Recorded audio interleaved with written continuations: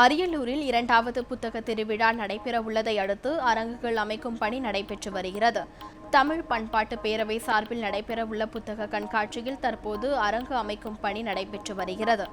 வரும் 15ஆம் தேதி முதல் 22ஆம் தேதி வரை நடைபெறவுள்ள கண்காட்சியில் லட்சக்கணக்கான புத்தகங்கள் காட்சிக்கு வைக்கப்பட உள்ளதாக தெரிவிக்கப்பட்டுள்ளது.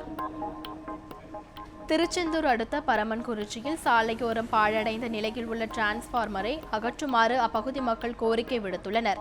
டிரான்ஸ்பார்மரில் சிமெண்ட் பெயர்ந்து அச்சுறுத்தலாக உள்ளதாக கூறப்படுகிறது.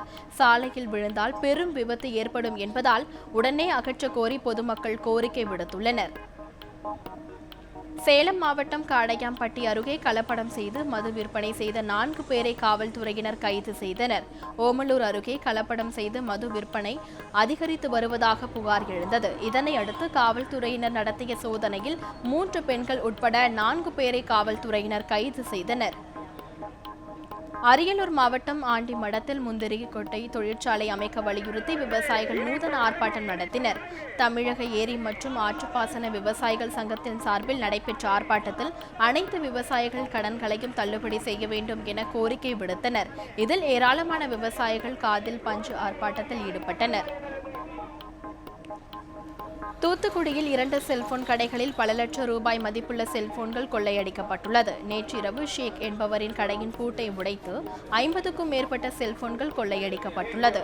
இதேபோல் ராஜா முகமது என்பவருக்கு சொந்தமான கடையில் 2,30,000 ரூபாய் பணமும் கொள்ளையடிக்கப்பட்டுள்ளது.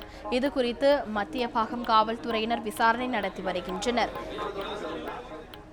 ஆரணி நகராட்சி குடிநீர் அபிவிருத்திக்காக 37 கோடி ரூபாய் மதிப்பில் கட்டப்பட்ட நீரேற்று நிலையத்தை அமைச்சர் சேவூர் எஸ். ராமச்சந்திரன் ஆய்வு செய்தார்.